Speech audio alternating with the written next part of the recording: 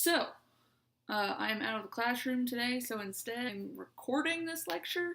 So that's going to be a little bit different since you can't ask me questions. I will be back soon, so write down your questions on your note page and you can ask me then, okay? So today we are talking about the Articles of Confederation. I'm going to start with just a little bit of background. Back in 1776, when Thomas Jefferson is writing the Declaration of Independence, which is not our first form of government, back when he's writing that, the breakup letter with Britain, and talking about individual rights and kind of what we want out of our new government because of what's wrong with the British government as the colonists perceive it, this guy named John Dickinson is writing a constitution, sort of. It's not the actual constitution, but it is a document of government, is what it's supposed to be. Now, Congress, the Second Continental Congress, as you'll remember, the First Continental Congress met as a result of the Intolerable Acts and wanted to get rid of those and had those big 5 decisions. The Second Continental Congress meets in 1777. They were supposed to meet in 1775, but they had a whole war going on, so it was pushed back a little bit. So after the Declaration of Independence is written in 1777, or it's signed in 1776. So in 1777, they adopt this modified version of Dickinson's document that he wrote. The biggest thing that they change is the way that the individual states have power. Now, I'm not entirely sure what Dickinson's document said about individual state power. I just know that the Second Continental Congress changed it to give the individual states more power. All right? So it was adopted, which means it was, put into place and accepted by Congress in 1777. But remember, the colonists didn't want a government where just a couple of people got to make decisions. They wanted a government where the people got to help make the decisions. Remember, I talked about this form of government was, here we've written these laws and we give them to the people to say, hey, what do you think about this? Is this good? Are we good? So they have to get it ratified, which is just a fancy word for approved. And we're going to use the term ratification a lot, so you better get used to it. Before we move on, though, I would like for you to answer that question there in red at the bottom of those notes. It asks, how were the official Articles of Confederation changed from Dickinson's original plans? And why do you think they changed it? Pause the video, because I'm not going to sit here for 10 minutes in silence. So pause the video, answer that question to the best of your ability, and just know that when we come back, or when I come back, we will be going over these answers. I'm not going to say the answer in the next part of the video. So just do your best, and we'll have a discussion about all of these answers later. All right? Moving on to ratification. Now, it's not like this thing just got immediately accepted by everybody. Obviously, some people are going to have problems with parts of it, as happens with all legal documents. So, one of the biggest problems they face, and really the last problem they have to hurdle to get this document ratified, this government approved, is this land. There's all of this land that they have. Remember, they won the French and Indian War with the British, and then the British said that they can't go past this specific line at the Appalachian Mountains, and they got upset about that because they wanted to settle this new land. So now that they are not under British government, they have all of this land. Now, the concern of smaller states like Maryland and New Jersey was that these larger states like Virginia and New York were going to expand into this land, and the idea was obviously that the more land you had, the more power you had. So Maryland and New Jersey didn't want Virginia and New York to have 400 times as much land as they did. So they were saying, we're not going to approve this until you specifically let us know that this land is going to be used for something else. All right, so eventually Thomas Jefferson does convince these states that they will not be using this land to expand territory of existing states, and with that, Maryland is like, okay. And after Maryland gives the okay, the Articles of Confederation are ratified or accepted in March of 1781. Okay? All right, so the question for this small section, I know it wasn't a whole lot, so this question shouldn't be very hard, be straightforward. The question is, what was the last problem that the Articles had to solve in order to be accepted as the new national government of the United States, and how was it solved? Now on to structure of government. Here we're going to get into more specifics about what the Articles of Confederation say or are about. So the main thing about this was that this government only had one body of people. Okay, so in our government today, we have 3 different branches. And in the branch that makes and passes laws, the legislative branch, we have 2 bodies of people, or groups of people. And that's the House of Representatives and the Senate. And we'll get more specifically into what those are and how those operate when we talk about the Constitution. But back then, in the Articles of Confederation, they only had one group of people that made or passed laws or did anything. They didn't have a president. They didn't have a judicial branch. They didn't have any sort of national court system at all. So if you wanted to go to court or if any crime was committed, those were all handled at a state level for anything except major legal decisions that affected all 13 of the colonies. Now, when there was a major decision that needed to be made to affect all 13 of the colonies, laws could be proposed to this Congress, this body of government, within the Articles of Confederation. However, in order to pass any laws, you had to have 9 out of the 13 states agree in order to ratify or accept that law. Now, 9 doesn't seem like a large number. You might think that's pretty easy, but it wasn't.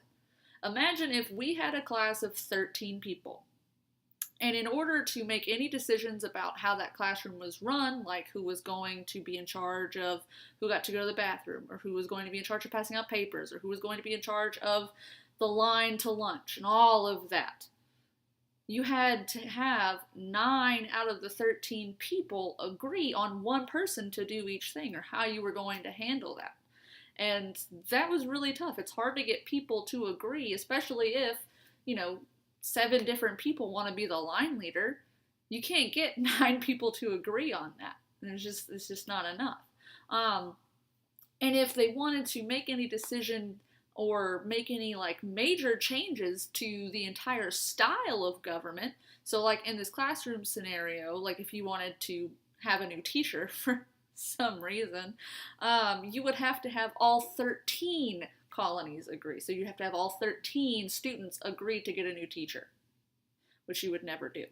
And they never made any amendments to the Articles of Confederation either. For the 10 years that it was in place, no amendments were ever made. No changes were ever made to the style of government. The other thing I wanted to mention here just very briefly was that there was a smaller group that met. It was called the Committee of States. This was basically just if the members of Congress couldn't meet for some reason, Committee of States would meet for those decisions instead. But it was never any huge decisions. It was just the smaller ones that maybe the Congress was meeting on something else and they needed the time to really hash that out instead of worrying about the smaller stuff. So that was the Committee of States. But now on to the questions. There are 2 questions for this section, so getting a little bit tougher here. The first one is, why was it so hard for the Confederation, the Articles of Confederation, to pass laws? All right. And then the second question is a little bit more difficult. It does require a little bit more thinking on your part. It's, how is this system of government different from our current government? So you have to look at how the Articles of Confederation worked, and you need to think about how our government works today. All right? Go. Now on to powers of these Articles of Confederation. This means what powers the Congress, or that body of government, had according to this style of government. So the 3 things that they could do was they could wage war, okay, specifically against Britain if they needed to. They could make treaties, which means they could end wars, and they could also settle domestic disputes, mostly with like the American Indians. Um, they could send diplomatic representatives, which is just a fancy word for like an ambassador, which is a fancy word for a person who goes from the United States to a different country to argue for something on our behalf or try to make trade deals or something like that with another country. They could also borrow money from other countries, which we did a lot. The more important part about this is the things that Congress could not do under the Articles of Confederation. They could not regulate trade between states. So there was a huge disadvantage to them because today our government can regulate trade between states. Back then, what was happening was different states would have different laws about trade. Specifically about how much it costs to import and export things out of the state and to transport things across state lines, which caused problems for merchants who were trying to transport cargo and supplies across trade lines. So think about it like this. Pretend you're buying something from Amazon, right? And it's coming from like Indiana or somewhere.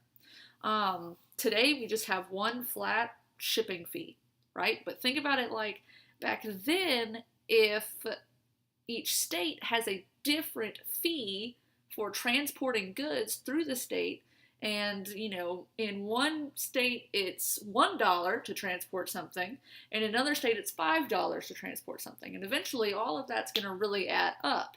And this really hurt the merchants who were trying to sell things to other states and trying to cross state lines with their merchandise, because they might have to pay a huge amount here and not a lot here, and it was just all very confusing. And it's not just about the money, it's about the laws, like what you could have transported and what you couldn't have transported. So if you could have this thing transported in this state but not in another state, you could be detained and arrested, even though you were just in another state where you could transport that thing. So that was really frustrating to people back then. Another thing they could not do is they could not collect taxes. The only way that Congress or this national government could pay for the decisions they made, when they made any decisions, or try to pay off this national debt. We've just come out of a huge war with Britain, like that we were never really supposed to win. And we had taken a lot of money from France and Spain that we had to pay back now. It wasn't just a, hey, can we borrow some money and then never give it back? Okay, it's we have to pay these people back. And Congress has not been able to get the money that they need. Now, what they could do is ask the states who were being able to tax their people for things. They could ask the states individually, hey, can we get some money? But, usually what would happen is if they asked for $6, then the state would only give them $1. So they really only got 1/6 of what they ever asked for from the states, because the states were dealing with their own problems, which I'll get into in a second. The last thing that was really a huge thing for them was that they couldn't actually enforce any of their laws. They don't have an executive branch. They don't have a president.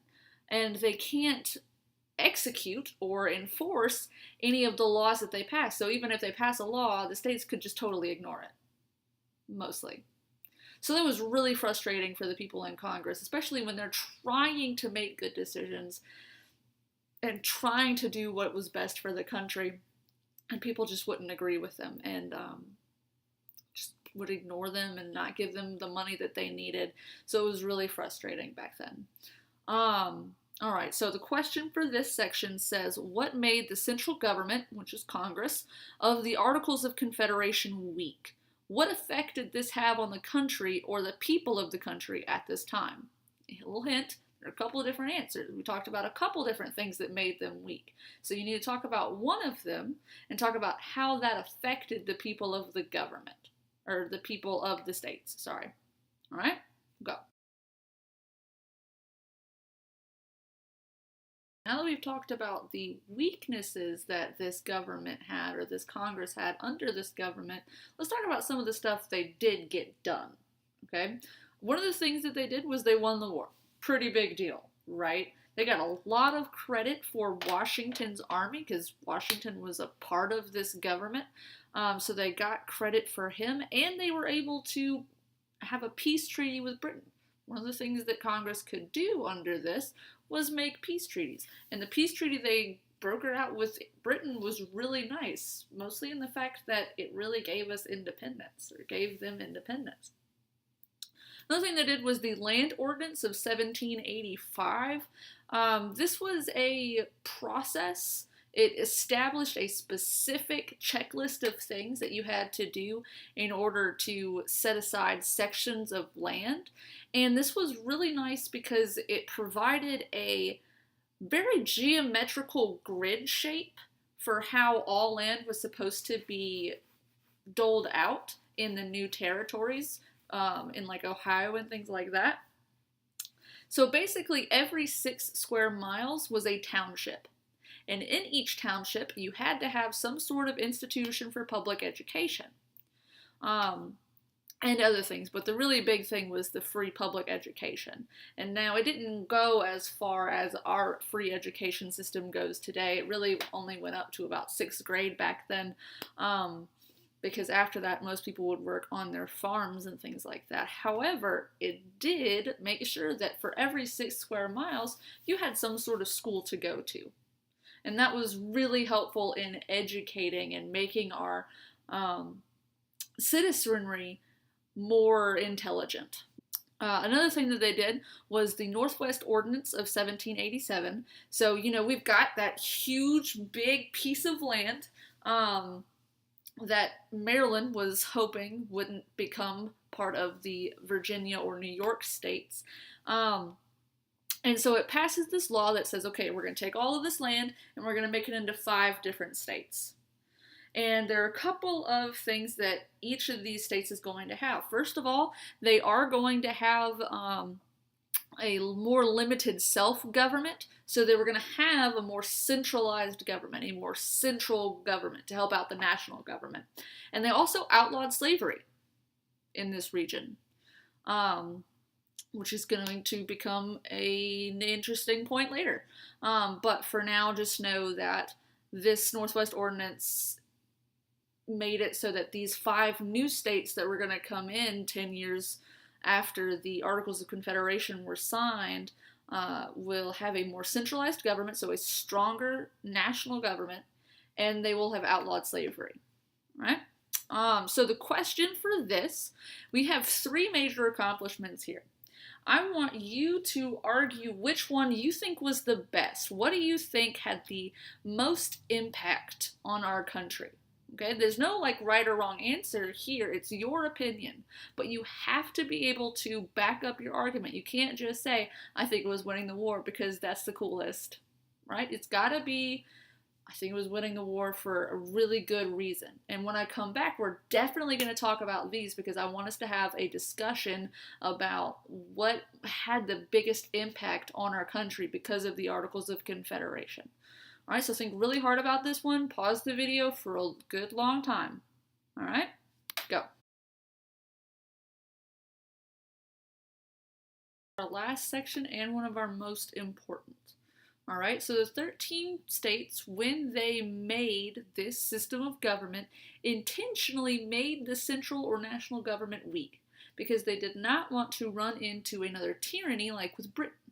They wanted it to be in the hands of the people, by the people, for the people, of the people. However, this does lead to a lot of problems down the line. I've already talked about a couple of things with the frustration with merchants and state lines and the regulations of trade and whatnot. But here are a couple more. Okay, so one, again, money. Keep coming back to this. Cannot overstate how much debt the United States are in. And they need to pay back this debt. And it's not just the national government that's in debt, it's also each of the individual states that are in debt. And on top of the debt, there are also a lot of other decisions that need to be made, like the land ordinances and whatnot. It's not cheap to build things or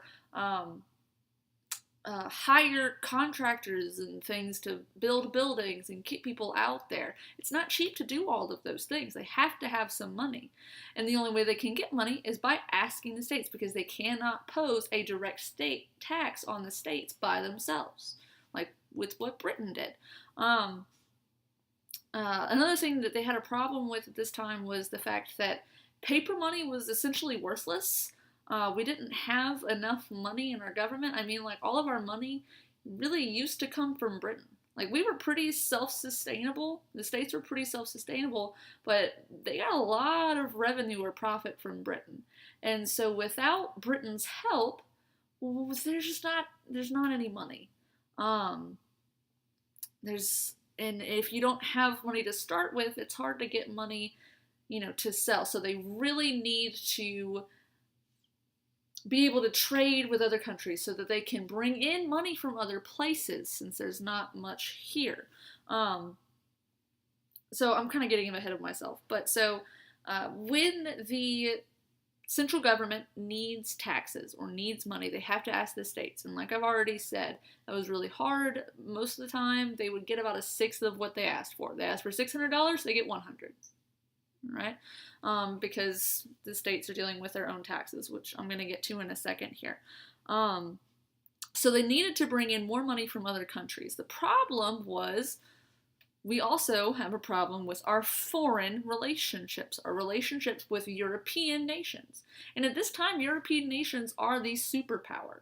In today's society, we think about America as a superpower because it is, obviously, now, but back then, it was just starting out. It was just a little baby, right? So the superpowers of the time don't respect America at all.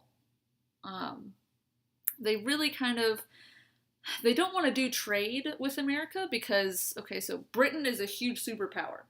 Britain is angry at America because we just beat them in American Revolution that we should have never won, because they were a bunch of farmers and Britain was a bunch of trained soldiers. So the other European nations are afraid of making Britain angry. Okay, so they're avoiding trading with the Americans.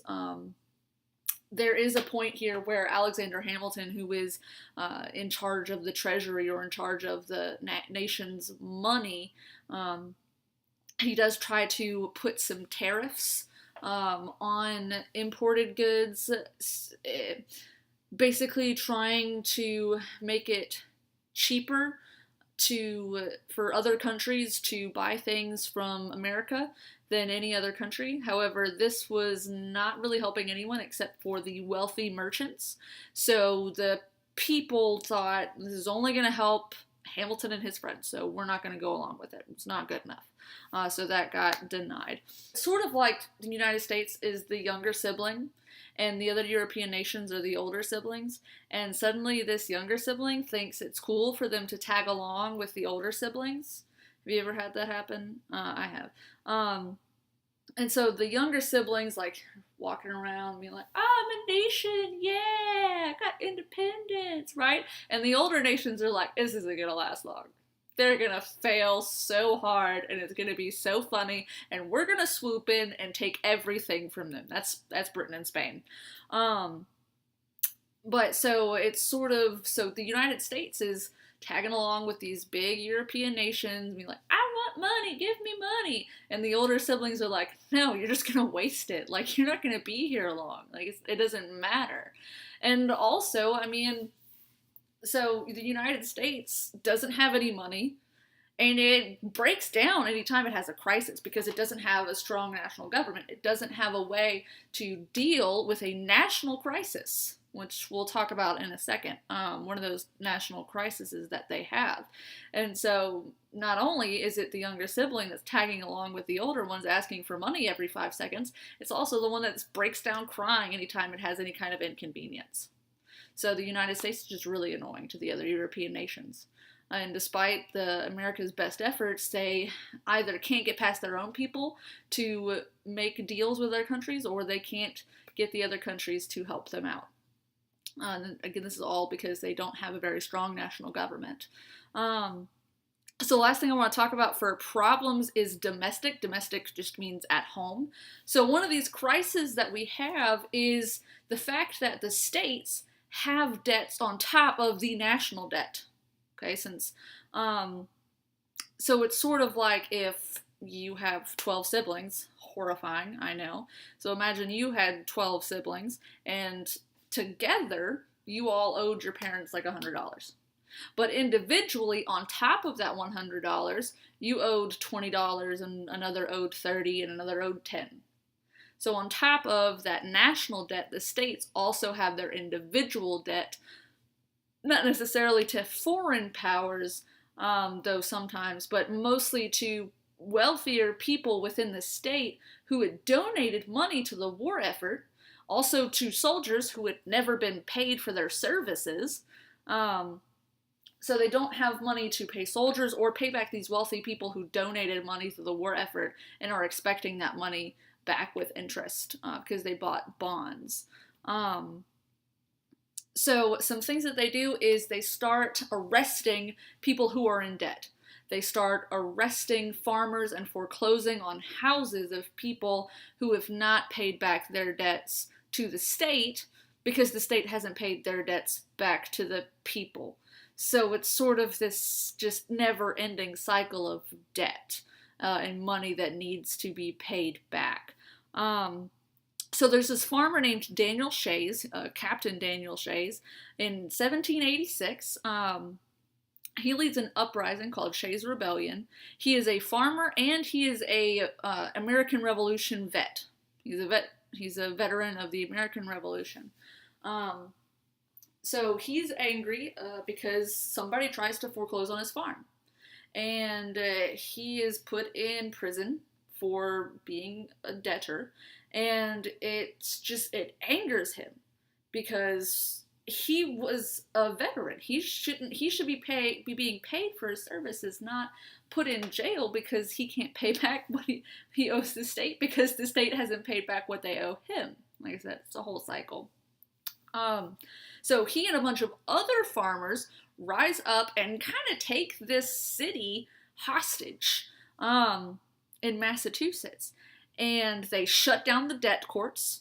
And so they release everybody who's in prison for owing a debt. They keep the courts from foreclosing on their farms and their houses.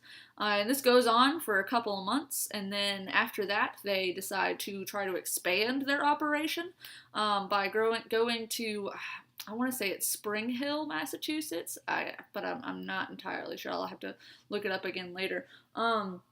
So they go and they try to take over this armory somewhere nearby, and they are shut down by the Massachusetts militia. So something like the National Guard kind of thing. So the militia breaks them up. It's over.